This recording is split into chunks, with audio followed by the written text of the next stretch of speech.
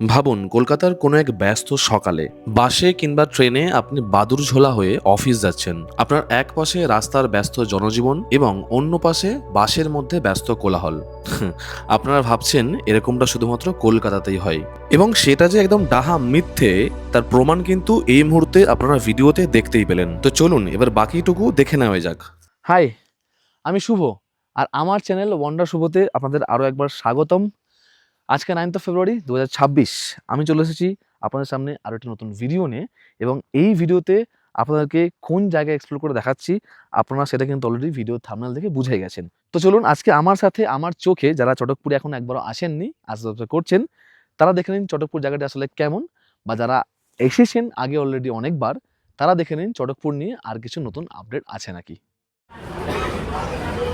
তো আপনারা যারা আমার ভিডিও মোটামুটি দেখেন তারা অনেকেই জানেন শিলিগুড়ি থেকে পাহাড়ে ওঠার সময় আমি কিন্তু বাস কিংবা শেয়ার গাড়িতে করেই ট্রাভেল করি, আর এবারে কিন্তু সেটার ব্যতিক্রম নয়। তো যথারীতি বাসের টিকিটের লাইনে আমি দাঁড়িয়ে পড়লাম, এবং এখানে একটা কথা বলে রাখি, শিলিগুড়ি থেকে মিরিকগামী সরকারি বাসের পরিষেবা কিন্তু এখনো চালু হয়নি। ও হ্যাঁ, আর এই হলো আজকের আমাদের বাস। এটা দার্জিলিংগামী বাস, আর আমরা নামবো সোনাডা। এবং আপনারা দেখতেই পাচ্ছেন টিকিটে লেখা আছে বাসের ভাড়া মাত্র 105 টাকা। তবে হ্যাঁ, এটা কিন্তু পুরো দার্জিলিং পর্যন্ত ভাড়া, সোনাডা পর্যন্ত মাত্র 100 টাকা। পথে রোহিণীতে থামলো আমাদের বাস। যেহেতু সকালে ব্রেকফাস্ট করা হয়নি তাই খিদে বেজায় পেয়েছিল, হাতে সময় ছিল বড়ই কম। তারই মধ্যে আলু মিমি এবং 8-10টা চিকেন মোমো দুজনে মিলে সাবার করে দিলাম। শিলিগুড়ি থেকে আমাদের বাস সোনাডা পৌঁছাতে প্রায় সময় নিল 3 ঘন্টা। যদিও এর মধ্যে রোহিণীতে আমাদের বাস প্রায় 20 মিনিট দাঁড়িয়েছিল। সোনাডার টয় ট্রেন স্টেশন ছাড়িয়ে আমাদের পথ এবার ডান দিকে মোড় নিল। ওকে, তো ফাইনালি আমরা পৌঁছে গেছি সোনাডা। এতক্ষণ আমরা বাসে আসছিলাম। তো সোনাডা থেকে চটকপুরের কোনো শেয়ার গাড়ি যায় না, তাই আমরা এখান থেকে অলরেডি আমাদের হোমস্টেতে গাড়ির জন্য বলে রেখেছিলাম, এবং সেই হোমস্টের গাড়ি আমাদেরকে এই মুহূর্তে পিক করে নিয়ে যাচ্ছে চটকপুরের উদ্দেশ্যে। এবং এখন বাজে সকাল 12টা। ভেবেছিলাম যে এখানে ঠান্ডা তেমন একটা থাকবে না, দেখতে পাচ্ছেন যে আমি নোংরা একটা শার্ট পরে আছি, কিন্তু এখানে নামার পর বুঝতে পারছি যে ঠান্ডাটা আসলে কেমন আছে। যদিও ফেব্রুয়ারি মাস, ওই কনকনা ঠান্ডা না থাকলেও ঠান্ডা কিন্তু অবশ্যই আছে। তো এইখান থেকে আমাদের এর মধ্যে যেতে টাইম লাগবে 30 থেকে 35 মিনিট, যেরকম ড্রাইভাররা বললি। তো এই মুহূর্তে গাড়িতে বসে যা বুঝতে পারছি, মানে ক্যামেরা যেরকম দুলছে আপনারা তো বুঝতে পারছেন রাস্তার অবস্থা খুবই খারাপ। সেটা আপনাদের দেখাচ্ছি রাস্তার কি করুণ অবস্থা, কি করুণ দুর্দশা। দেখুন দেখুন গাড়ি কতটা দুলছে, এবং এটা একরকম অফ রোডিং বলা চলে। তো আমরা এই মুহূর্তে জঙ্গলের, চটকপুর যে জঙ্গল, সেই জঙ্গলের রাস্তায় প্রবেশ করেছি।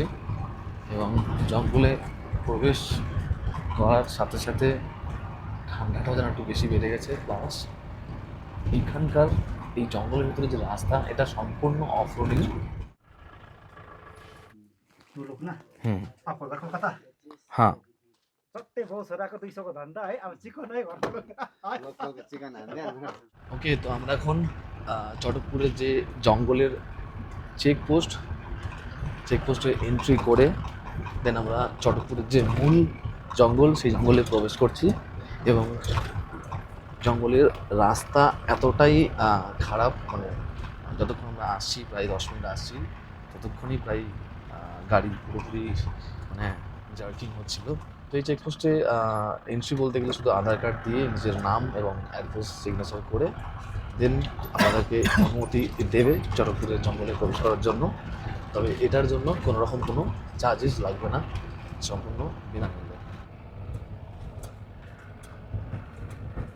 তো আমাদের ড্রাইভার দাদা বললেন যে রাস্তা খারাপ হলে কী হবে, যদি ভাগ্য ভালো থাকে এখানে লেপার্ডের দেখা মিলতে পারে।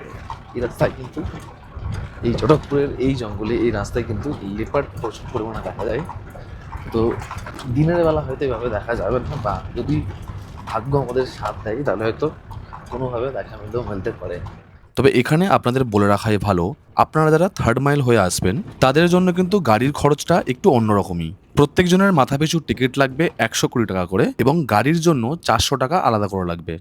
ওকে, এই যে রাস্তা এখানে সারাই করেছে বলে আমাদের গাড়ি এর ওপর আর এলো না। ওখানে মাঝখানে বাঁশের বেড়া টাইপ দেওয়া আছে। আর আমাদের এই ড্রাইভারদা আমাদের ব্যাগ নিয়ে উপরে যাচ্ছে, আর আমরা দেখুন কি করছি। এই যে কথা আমার পিছনে পিছনে, আমি আসছি আগে আগে। ছোট্ট একটা ট্রেকিং, রাস্তা রাস্তা নতুন করেছে, তার জন্য এই হচ্ছে অবস্থা। তো যাই হোক, চলুন হোমস্টে থেকে দেখা হচ্ছে।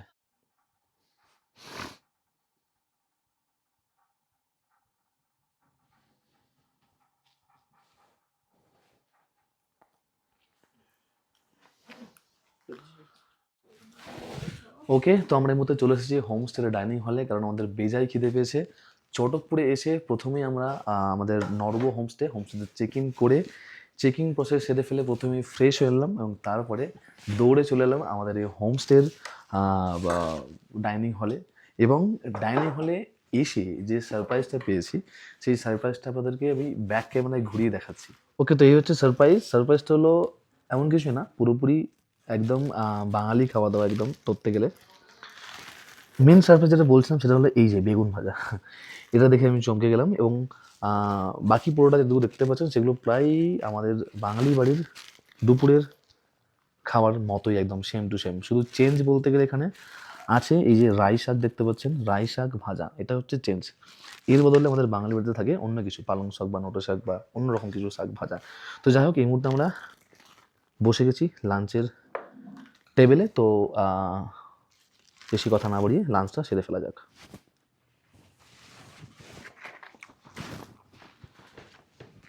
খাচ্ছি, মানে প্রথমেই খাচ্ছি রাই শাক দিয়ে।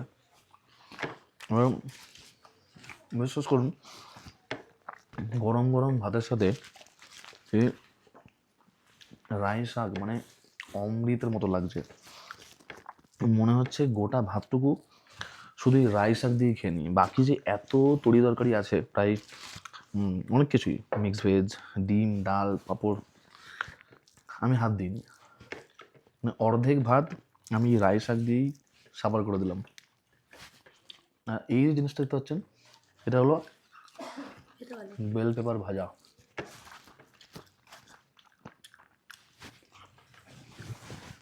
খুব গুড। এই দেখুন, এটা লিলিপুর চলে এসেছে। দিওয়ালি দিওয়ালি তবে আয়া নেই। কি বলছে, নিজের মনে দিওয়ালি দিওয়ালি বলছে।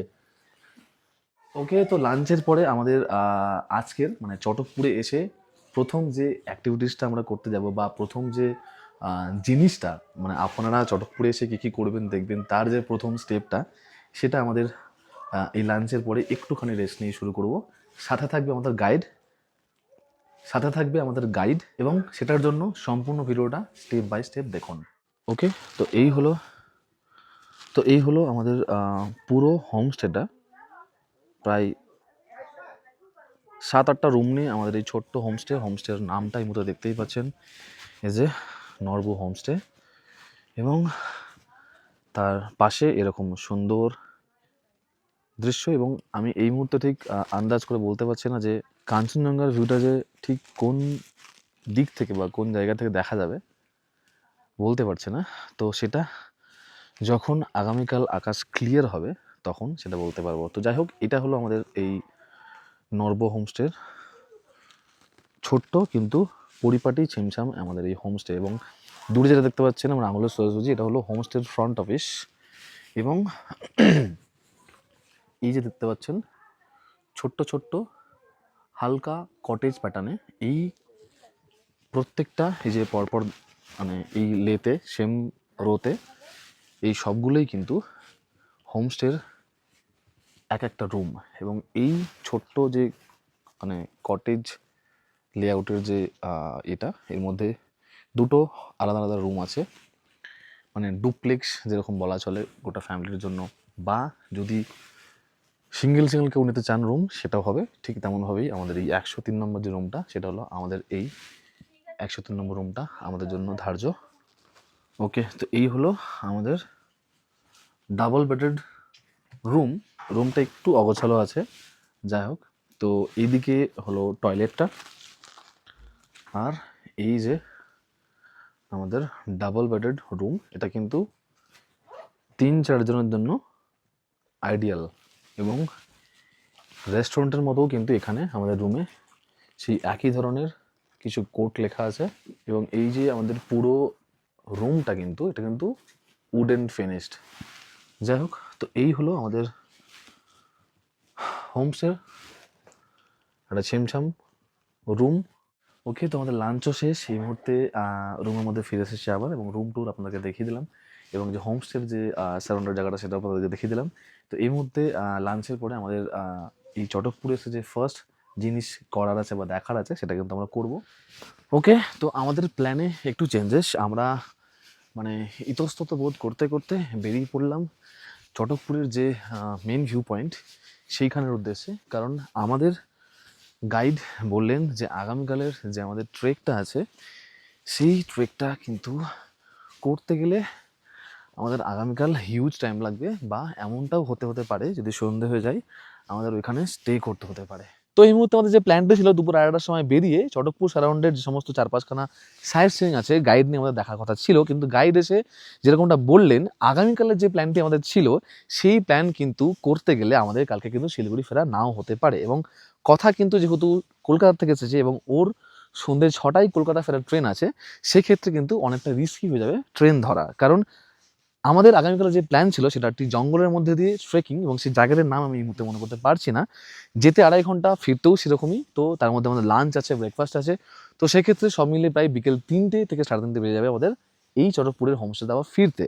তো সেই জন্য আমরা ক্যান্সেল করলাম আগামীকালের প্ল্যানটা, এবং আজকের যে প্ল্যানটি আমাদের ছিল সেই প্ল্যানটি আমরা শিফট করে আগামীকাল নিয়ে চলে গেলাম। তো এই মুহূর্তে আমরা যে চটকপুরের মেন যে জায়গা আপনারা দেখেন চটকপুর ওয়াচ টাওয়ার, সেই ওয়াচ টাওয়ারের উদ্দেশ্যে, এবং যদি সময় থাকে আমরা চটকপুর আমাদের হোমস্টের যে সারাউন্ডিং গ্রামটা সেটা আপনাদের ঘুরিয়ে দেখাবো। এবং এই হলো চটকপুরের যে মেন ভিউ পয়েন্টের যে মূল জায়গার ব্যাক সাইডটা দেখতে পাচ্ছেন। আমাদের হোমস্টেটা আপনাদেরকে দেখিয়ে, যেমনটা বলছিলাম, জাস্ট 2 থেকে 3 মিনিট হাঁটলেই এই যে আমার আঙুলের সোজাসুজি দেখা যাচ্ছে আমাদের এই হোমস্টেটা। সেখান থেকে প্রায় 2 থেকে 3 মিনিট হেঁটে এলেই এই সামনের রাস্তা ধরে আর কি হেঁটে এলেই কিন্তু এই জায়গাটি পেয়ে যাবেন। এবং এই হলো সেই জায়গাটি, যেমনটা বলছিলাম, এই যে এই জায়গাটির কিন্তু ছবি বা ভিডিও কিন্তু আপনারা চটকপুর নাম সার্চ করলেই কিন্তু পেয়ে যান গুগলে বা ফেসবুকে। এবং এই যে দেখাই এই মুহূর্তে সেই জায়গার ঠিক পিছন থেকে, মানে পিছন দিকটায় আর কি, সূর্যের আলোটা পড়েছে, মানে পিছনের যে জঙ্গল টাইপ বা বনাঞ্চল সেটা একদম মানে সোনালি রোদমাখা সবুজ বনাঞ্চল মনে হচ্ছে। 7,887 ফুট উচ্চতায় অবস্থিত এই চটকপুর গ্রাম কাঞ্চনজঙ্ঘা দর্শনের জন্য আপনার বাড়ির ঠিক ব্যালকনির মতোই। সেঞ্চুয়াল ওয়াইল্ড লাইফ স্যাঞ্চুরির মধ্যে অবস্থিত এই ছোট্ট গ্রামটিতে মাত্র 20-25টি পরিবারের বসবাস। এই গ্রামের প্রায় প্রত্যেক কোণা থেকেই দেখা মেলে কাঞ্চনজঙ্ঘার। চটকপুর ভিজিট করার সবথেকে উপযুক্ত সময় হলো মিড অক্টোবর থেকে জানুয়ারির শেষ পর্যন্ত। অভয়ারণ্যের মধ্যে অবস্থিত হয় এই চটকপুর গ্রাম জুন মাসের 15 তারিখ থেকে সেপ্টেম্বরের 15 তারিখ পর্যন্ত বন্ধ থাকে। তবে আপনারা পাহাড়ের নিস্তব্ধতা উপভোগ করতে চাইলে আপনারা বছরে যে কোনো সময় আসতে পারেন। বেশ কয়েক বছর আগে পর্যন্তও এই চটকপুর গ্রাম নিজেকে আত্মগোপন করে রেখেছিল। পরবর্তীতে একটি পাহাড়ি নিস্তব্ধ সুন্দর গ্রাম হিসেবে নিজেকে পরিচয় করিয়েছে ভ্রমণ পিপাসুদের কাছে। অপরদিকে যারা পাখি ভালোবাসেন তাদের জন্য স্বর্গ এই গ্রামটি। এখন সন্ধ্যা 5:30 বাজে, আমরা আবারও যাচ্ছি ওয়াচ টাওয়ারের উদ্দেশ্যে। কারণ আমরা যখন ওয়াচ টাওয়ারে এসেছিলাম তখন আমাদের কথার খুবই শরীর খারাপ করছিল। কারণটা কি, আমরা সকালে না ঘুমিয়েই এই চটকপুরে চলে এসেছিলাম। এখানে 5-10 মিনিট থেকেই আমরা ফিরে গিয়েছিলাম আমাদের হোমস্টেতে, এবং হোমস্টেতে গিয়ে আমরা জমিয়ে ঘুম দিয়ে এখন ঘুম ভেঙে উঠে আবারও এখন চলে এসেছি সেই ওয়াচ টাওয়ারের এখানে। আর এখন দেখতে পাচ্ছেন চারপাশটা কেমন অন্ধকার হয়ে গেছে। সেই দূর দেখা যাচ্ছে আমাদের হোমস্টে, ওই যে। আর এখন এই দেখুন চারদিকটা পুরো একদম ঘোলাটে হয়ে গেছে, সন্ধে নামার ঠিক আগের মুহূর্ত। আর এই সেই ওয়াচ টাওয়ারের রাস্তাটা যখন আমরা এসেছিলাম ওই দিক দিয়ে। আর এই যে জায়গাটা দেখুন প্রায় অন্ধকার হয়ে সন্ধে নামার আগে। কথা অলরেডি উপরে উঠে গেছে ওয়াচ টাওয়ারের উপরে, তখন যেহেতু ওঠেনি, ওর ওঠার ইচ্ছে ছিল এবং আমি ছবি যেহেতু তুলে দিইনি, তাই একরকম রাগমাগ করে এবং শরীর খারাপও করছিল, তাই জন্য চলে গিয়েছিল। তো এখন একবার উঠে দেখে না যাক ওয়াচ টাওয়ারটার উপরে। এই যে এই ওয়াচ টাওয়ারের সিঁড়ি, আর এই ওয়াচ টাওয়ার থেকে ওই যে দূরে যে মেঘ ঢাকা আকাশটা দেখা যাচ্ছে এবং পাহাড়ের যে গায়ে মেঘ ঢেকে আছে, ওইখান থেকে কিন্তু পুরো কাঞ্চনজঙ্ঘা রেঞ্জটা ভাগ্য ভালো থাকলে সকালে আমরা কালকে দেখতে পাবো। তো এই হলো ওয়াচ টাওয়ারের ওপর থেকে কিছুটা ভিউ। পিছন দিকে যেখানে মেঘযুক্ত আকাশ দেখা যাচ্ছে পাহাড়ের গায়ে, ওখান থেকে কিন্তু কাঞ্চনজঙ্ঘার একটা স্টানিং ভিউ এই মুহূর্তে আমরা দেখতে পেলেও পেতে পারতাম, যেহেতু এখন বাজে ঘড়িতে 5:45 আর এখন ঠিক সূর্যাস্ত হওয়ার টাইম। দেখতে পাচ্ছেন আকাশটা কীরকম লাল হয়ে আছে, এবং এখন যদি ডিসেম্বর মিড বা ডিসেম্বর শেষ বা জানুয়ারির ফার্স্ট উইক হতো, তাহলে কিন্তু আমাদের ভাগ্য ভালো থাকতো, সেই সুন্দর একটি স্টানিং সানরাইজ আমরা দেখতে পারতাম এই ওয়াচ টাওয়ারের মধ্যে থেকে। এছাড়াও কিন্তু আর্লি মর্নিংয়ে এখান থেকে কিন্তু দারুণ একটি সানরাইজও আপনারা উপভোগ করতে পারেন। এটাই হলো চটকপুরের স্পেশালিটি, বা এই চটকপুরের এই ওয়াচ টাওয়ারের স্পেশালিটি। এবং এই যে সেই সুন্দর আঁকাবাঁকা রাস্তাটা যেটা এই ওয়াচ টাওয়ার পর্যন্ত আসছে, যেটা একটু আগেই দেখাচ্ছিলাম, এছাড়াও এই দিকটা মানে কাঞ্চনজঙ্ঘা ভিউ পয়েন্টের ঠিক অপোজিটটা ওয়াচ টাওয়ারের ওপর থেকে সেটা কিছুটা এরকম। এখন একটু মানে আবছা বোঝা যাচ্ছে, একটু সন্ধে নামার আগের মতো আমি ভিডিওটা বানাচ্ছি। আপনারা ভালো করে খেয়াল করলে বুঝতে পারবেন যে সুন্দর একটা ল্যান্ডস্কেপ দেখা যাচ্ছে, পাশাপাশি নিচের দিকে ঘন জঙ্গল দেখা যাচ্ছে। এই জঙ্গল কিন্তু সেন্ট্রাল ওয়াইল্ড লাইফ স্যাংচুরির অন্তর্গত একটি জঙ্গল, যেটা কিন্তু বিভিন্ন পশু পাখির জন্য বিখ্যাত, এবং তার মধ্যে কিন্তু লেপার্ড অন্যতম। এছাড়াও কিন্তু এই সেন্ট্রাল ওয়াইল্ড লাইফ স্যাংচুরি কিন্তু পাখির জন্য বিশেষভাবে বিখ্যাত। আচ্ছা, এইখানে আপনাদের একটা ইনফরমেশন দিয়ে রাখি, এই যে চটকপুর গ্রামে দু রকম সাইড থেকে আসা যায়। একটা হলো গিয়ে কার্শিয়াং সোনাদা হয়ে আসা যায়, যেটা সোনাদা চেক পয়েন্ট বা চেক পোস্ট, সেখান থেকে হয়ে আসতে হয়। এছাড়াও কিন্তু যারা তাগদা তিনচুলে হয়ে চটকপুর আসার চিন্তা ভাবনা করেন, তারা কিন্তু 3 মাইলের চেক পোস্টটা আছে যেটা, সেই চেক পোস্ট থেকে তারা আসতে পারেন। সেক্ষেত্রে কিন্তু দুই দিক থেকে আসতে গেলে দুরকমভাবে খরচটা পড়ে। 3rd মাইলের যে চেকপোস্ট, সেক্ষেত্রে একটু অন্যরকম খরচ পড়ে, মানে ওদের স্পেশালভাবে কোনো গাইড চার্জ প্লাস সাথে গাড়ির জন্য আলাদা করে ভেহিকেল চার্জ আছে। কিন্তু কার্শিয়াং এবং সোনাদার চেক পয়েন্ট থেকে যদি আপনারা আসতে চান, সেক্ষেত্রে কিন্তু এই ব্যবস্থাটা একটু কম আছে, বা এই ব্যবস্থা নেই বললেই চলে। সেক্ষেত্রে যদি আপনারা সোনাদা কার্শিয়াং চেকপোস্টে আসতে চান, সেক্ষেত্রে কিন্তু আপনারা আপনাদের যে হোমস্টে আপনারা বুক করছেন চটকপুরে, তাদের সাথে ডিরেক্ট কথা বলতে পারেন আমাদের মতো করে। আমরা করেছিলাম এই হোমস্টের যে নর্ব হোমস্টে যেখানে আমরা থাকবো, সেই হোমস্টের যে ওনারের সাথে অলরেডি আমরা কথা বলে রেখেছিলাম এখানে আসার জন্য। তো আমরা সেই মতোই ডিরেক্ট হোমস্টের যে প্যাকেজ, তার সাথেই কিন্তু আমরা গাড়িটাও বুক করে নিয়েছিলাম। তো আপাতত আজকে যেহেতু আমাদের যে প্ল্যানটা ছিল, যেরকমটা আগেই বললাম, সেই প্ল্যানটা সেরকমভাবে হয়নি। তো আজকে আপাতত আমরা হোমস্টে এবং হোমস্টের যে সন্ধ্যাবেলা যদি কিছু আলাদা করে অ্যাক্টিভিটিস করা যায়, সেটা চেষ্টা করবো করার। যাই হোক, তো আমরা এই ওয়াচ টাওয়ার থেকে এখন বিদায় জানাচ্ছি। আমরা আমাদের হোমস্টেতে ফিরে যাচ্ছি, কারণ এই মানে চটকপুরের মানে সন্ধ্যাবেলা একা বা এই ধরনের চটকপুরের মতো অঞ্চলে এই অফবিট প্লেসে কিন্তু বাইরে সন্ধ্যাবেলা থাকা একদমই উচিত না। সেটা হয়তো আপনারা খোঁজ নিলে জানতে পারবেন, কারণ এখানে লেপার্ডের ভয়টা কিন্তু বিশেষভাবে উল্লেখযোগ্য। তাই আমরা, যেহেতু অন্ধকার হয়ে গেছে, তাই আমরা আমাদের হোমস্টেতে ফিরে যাচ্ছি। আজকের মধ্যে কিন্তু চটকপুর মানে আজকের দিনের যে ডে 1-এর যে চটকপুর আমাদের ঘোরা, তো এখানেই মানে সন্ধ্যের আগে এটাই কমপ্লিট বলতে পারেন। বাকি যেটুকু আছে সেটুকু হোমস্টের মধ্যেই। আগামীকাল কিন্তু থাকছে আমাদের জন্য অনেকটা বেশি সুযোগ ঘোরার, কারণ আমাদের যে মেন আজকে ছোট যে সারাউন্ডিং ট্রেক করার ব্যাপারটা ছিল, সেটা কিন্তু আমরা শিফট করে কালকে করেছি। তো কালকে আমরা আসল মজাটা করব।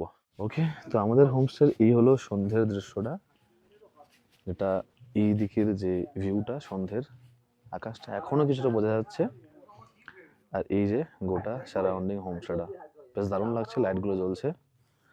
আর আমরা ঠিক এইখানে বসে আছি, কথা এখানে বসে আছে।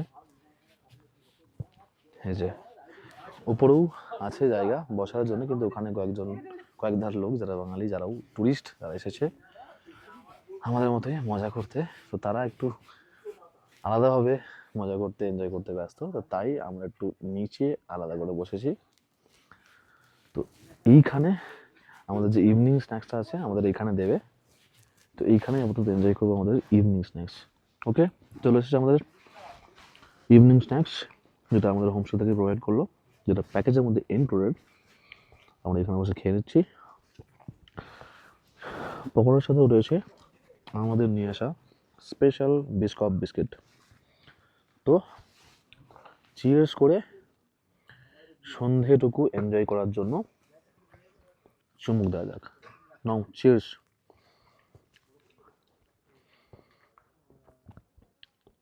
চিয়ার্স। আজ কি নাম, সরি আজ কি শাম, কথা কি নাম? আমার নামে আর একটা চিকেন পকোড়া বল, তবে আমার বেশ, এটা কি চিকেন না ভেজ আমি জানি না। চিকেন। ঠিক আছে, okay. So this is our room সন্ধ্যাবেলা। আর এই হচ্ছে আমাদের হোমস্টের সান্ধ্যকালীন ভিউ। এই যে কত সুন্দর লাগছে দেখুন, এই যে। আর ওই যে আমাদের রুমের সামনে কথা দাঁড়িয়ে আছে, আর এই সুন্দর ভিউ। আর ওইখানে একটা বেড়াল বসে আছে, এই দেখুন। আর এখানে আমি অনেকক্ষণ থেকে টার্গেট নিচ্ছি একটা জিনিস, ভেবেছিলাম সন্ধ্যাবেলা জিনিসটা খুলবে। এই দেখুন একটা জিনিস দেখায় আপনাদেরকে। এখানে একটা সুন্দর ছোট্ট ক্যাফে টাইপ আছে, ক্যাফের মেনু এখানে দেওয়া আছে, যেখানে কিন্তু এই সন্ধ্যাবেলা এই চেয়ারে বসে হাতে গরম চায়ের কাপ, সাথে যদি এই মেনুগুলোর মধ্যে যদি কোনো একটা পাওয়া যেত তাহলে কি জমে যেত। তো আনফর্চুনেটলি দোকানটা বন্ধ। বিকেলের দিকে একটু খোলা ছিল। এটা আমাদের হোমস্টের একদম লাগোয়া বলতে পারেন, বা হোমস্টেরই বলতে পারেন। যাই হোক, আর কি করা যাবে। আপাতত সন্ধ্যাটুকু আমাদের হোমস্টের আশেপাশে এবং হোমস্টের মধ্যেই আমাদেরকে এনজয় করতে হবে। তো এই মুহূর্তে চটকপুর জমজমাট, এখন আমরা রুমে চলে এসেছি। রুম এতটাই বাইরে ঠান্ডা লাগছে, মানে হাত খোলা আছে, প্লাস ভেবেছিলাম জ্যাকেটটা পরে আবার বড় মানে মোটা জ্যাকেট পরে আবার যাবো বাইরে, কিন্তু আর ইচ্ছা হচ্ছে না, বাইরে বিশাল ঠান্ডা। আর ঘুরলামও অনেক কিছুই, যদিও ঘুমিয়ে নিয়েছি আমরা, মানে তাও একটু বাইরের পরিবেশটা দেখে নিলাম। তো এই সুন্দর নরম বিছানায় সাথে এই ডাবল ব্ল্যাঙ্কেট, এত কনকনে ঠান্ডা, আর যদি রুমের মধ্যে একটু ফায়ার প্লেস থাকতো দারুণ মজা এসে যেত।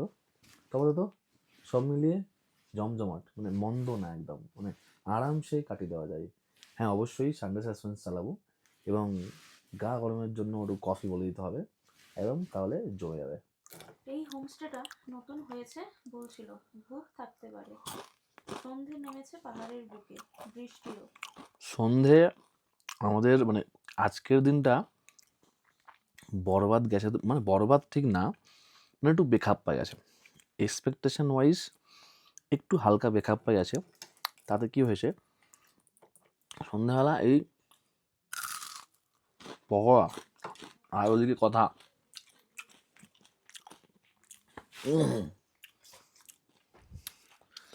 অভিক দত্তর দার্জিলিং মেল চলছে সানডে সাসপেন্সের মতো, চালিয়ে যাও, জমে গেছে সন্ধ্যাবেলা। তো এখন চলছে পকোড়া, সাথে বললাম কথার বই পড়া। আপাতত সন্ধ্যাটুকু আমরা এইভাবেই কাটাচ্ছি। একটু আগে বাইরে ছিলাম, চা কফি পকোড়া খেলাম, কফি আর পকোড়া খেলাম, সাথে বেশ কফ বিস্কিট। এখন পকোড়ায় মন দিয়েছি, পাশে চলছে কথার সুমধুর বই পড়া। তো এবার আমাদের আজকের মতো ডিনার করে ঘুমিয়ে পড়ার পালা। কাল কিন্তু একদম মিস করবেন না, কাল কিন্তু সুপার মজা আছে, মানে চটকপুর সম্বন্ধে, চটকপুরের সাইট সিইং, চটকপুর আসলে কোথায় কোথায় ঘুরবেন সেটা কিন্তু আগামীকালের ভিডিওতেই আপনারা দেখতে পাবেন।